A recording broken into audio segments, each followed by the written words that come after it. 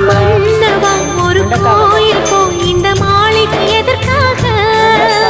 தேவியே என் ஜீவனே இந்த ஆலயம் உனக்காக.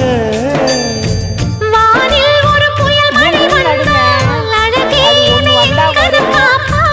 கண்ணே உன்னை என் கண்ணில் வைத்து இமைகள் எனும் கதவுகள் அடைப்பேன்.